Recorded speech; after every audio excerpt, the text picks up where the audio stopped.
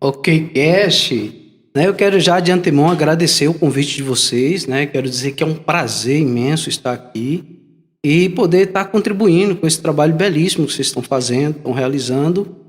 E com certeza a gente está aqui para poder ajudar algumas pessoas, né? Tirar algumas dúvidas, explicar algumas situações, trazer um pouquinho do que vem a ser a psicologia, o trabalho do psicólogo, né? Então estamos aí, vamos lá. O que é que pode-se dizer em relação ao suicídio nos casos mais proeminentes do que o masculino do que o feminino? Ok, entendi, vamos lá. Veja bem, segundo as pesquisas, né, o que se tem percebido nos estudos sobre o suicídio é que as mulheres tentam mais vezes do que os homens.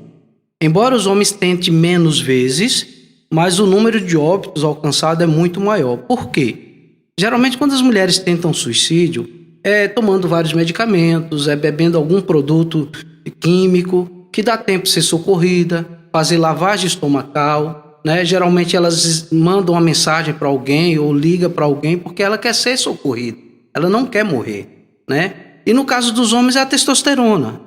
O hormônio testosterona, que é o hormônio masculino, é responsável pela impulsividade do homem, né?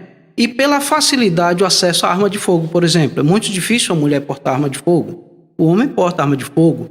Também pilotar em alta velocidade, seja de carro e moto, a testosterona, nesse caso, tem uma relação muito grande com esse número maior do suicídio ser mais em homens do que em mulheres, né? Por essa razão. No caso das mulheres, a testosterona, óbvio que a mulher não tem testículo, mas é produzido nas glândulas renais, as adrenais, né?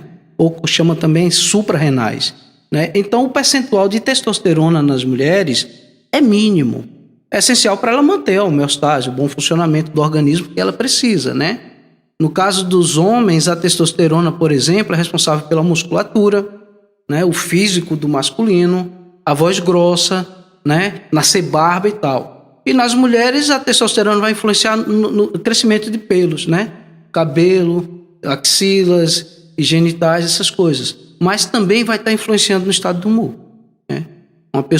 Uma mulher que tem o índice de testosterona um pouco mais alto do que o normal, ela tende a ser uma mulher mais ansiosa, né? De ficar mais tensa, mais agitada, mais preocupada, porque a testosterona está relacionada a isso, à impulsividade, à agitação, ao desequilíbrio, essas coisas assim.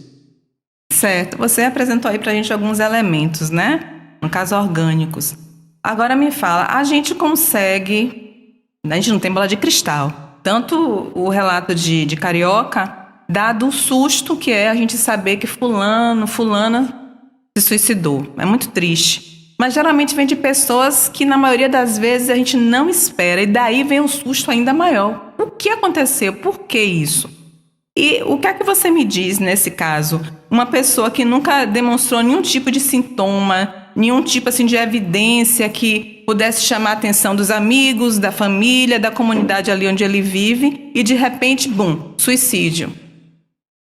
Bom, a resposta para essa pergunta não é fácil, né? Primeiro porque esse tema de suicídio, ele é multifatorial. Tem N fatores. Qualquer coisa do tipo o término do relacionamento, a perda do emprego, né, a morte de um ente querido na família, pode levar a pessoa num momento de sofrimento, de desespero, né, a pensar e tentar um suicídio, né? A questão do suicídio, as pessoas evitam, têm medo de falar nesse assunto, mas ele não é uma doença que precisa ser combatido. Suicídio não é uma doença. Ele também não é um mal que tem que ser impedido, que tem que ser preso. Suicídio é o ponto final de uma história de uma vida sofrida, né? E geralmente está relacionada à depressão. Ninguém morre de suicídio, a pessoa morre por depressão, né?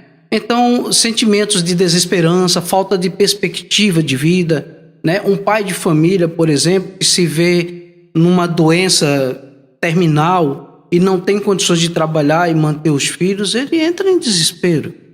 No momento da loucura... Se é que a gente pode chamar assim, suicídio seria o ápice da depressão, por exemplo?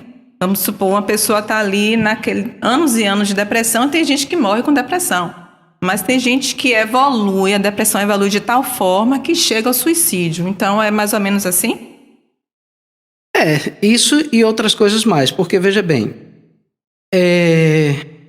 Uma pessoa que é esquizofrênica, né? Antigamente se chamava de louco, né? Uma pessoa que ouve vozes, que vê vultos, que escuta, que vê pessoas, né? Então, se ela escutar uma voz de comando dizendo para ela se matar, ela vai se matar, porque ela não consegue desobedecer a voz. Essa voz é algo muito maior que controla a vida dela.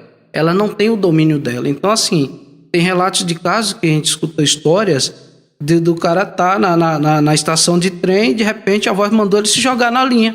E ele se jogou, né?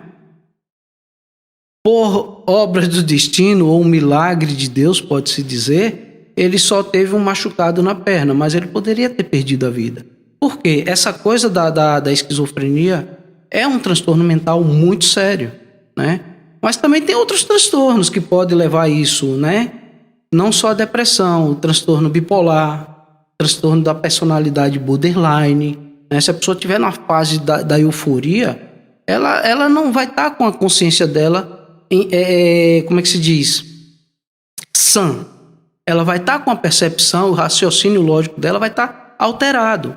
Então é o seguinte, existe uma expressão que é da psicanálise que se chama passagem ao ato, né? O que vem a ser isso?